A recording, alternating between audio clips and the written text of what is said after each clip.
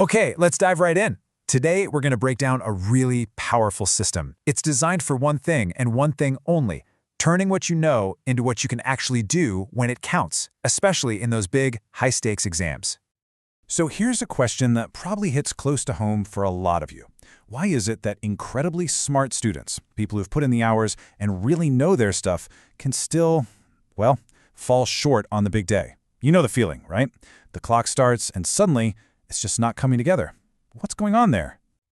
And the answer, surprisingly, isn't that you didn't study enough. The real issue is something called the knowledge performance gap. Think of it like a canyon between what you know when you're relaxed and what you can pull off flawlessly when the pressure's on. So how do you bridge that gap?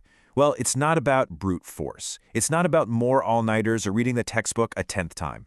The solution is a total mindset shift. You stop thinking like a student just trying to absorb information, and you start thinking like a performance coach, building a smart, data-driven playbook that gets you ready for anything. All right, first up in the playbook, building the strategic database. This is basically the intelligence gathering phase of the entire operation. Now, this is not just some simple checklist, no way. It's what's called a strategic derivation database, or SDD. The best way to think about it is like a scout's report on an opposing sports team. You're breaking down every single potential question, not just by what it's about, but by how often it shows up, how many points it's worth, the common ways people mess it up, and even what the examiner is secretly looking for. You're turning raw data into strategy. And here, this is where it gets really interesting. Look how detailed this is for just one problem, the electric dipole. It's labeled Tier 1, meaning it's absolutely critical. It shows up in over 70% of papers for a solid 5 marks. And get this, it tells you exactly what the examiner wants to see, and more importantly, it lists the most common traps, like simple sign errors or mixing up formulas. It even gives you a little memory key. This is how you go from just knowing a topic to totally owning it in an exam. Okay, so you've got your strategic database. Now we move to phase 2, the pressure cooker practice. This is where we turn all that intelligence into muscle memory. And this isn't your casual open book study session, not at all.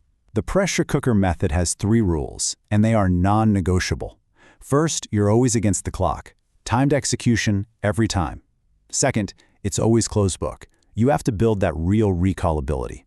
And third, you write every answer out formally, because how you present your work can be just as important as the answer itself.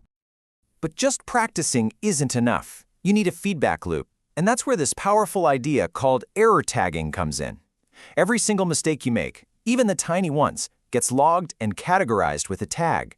What this does is amazing. It turns what feel like random slip-ups into a clear pattern of data, showing you exactly where your weaknesses are. And here's how that data becomes action. If your error log shows you keep forgetting a certain constant, the plan isn't to just try to remember. No, the protocol is to run a specific, high-intensity drill, like making flashcards for just those constants. If you keep mixing up formulas, you drill yourself with rapid-fire questions until the right answer is automatic. You're not just hoping to get better, you're systematically eliminating your errors. You can have perfect knowledge and perfect technique, but if your mental game cracks under pressure, none of it matters. So the final component of this playbook is all about psychological fortitude. Every tough exam has them. The source material uses a great name for them: chaos monkeys. You know, those weird, unexpected, or super hard questions that are designed to throw you off balance, break your rhythm, and suck up all your time? A normal study plan just kind of hopes they don't show up. This playbook assumes they will, and it prepares you for them. And this slide lays it out perfectly, the difference between a panicked reaction and a playbook protocol. When a hard problem makes you freeze, the protocol is partial credit maximization. You write down everything you know for sure, and then you move on. When a curveball question makes you want to guess, the protocol is to revert to first principles and build the answer from the ground up. And if you're behind on time, panic makes you rush and get sloppy. The playbook protocol, you enter triage mode, switching to bullet points to grab as many partial marks as you can. These aren't guesses, they're pre-planned moves. So, let's put it all together.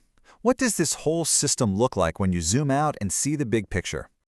It really all comes down to these 4 pillars. You start with a strategic core of knowledge. That's your database. You train with intense pressure cooker simulations. You improve with a proactive feedback loop that hunts down errors. And you build a psychological fortitude to master the mental game. Yeah, I think this quote from the source material just nails it. You're moving past just hoping for a good grade. Instead, you're executing a plan designed to all but guarantee it. Your prep stops being a gamble and becomes a strategic campaign.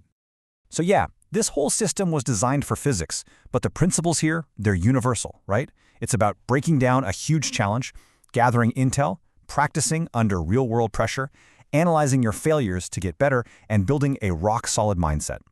So the real question to leave you with is, what's the playbook you need to build for your biggest challenge?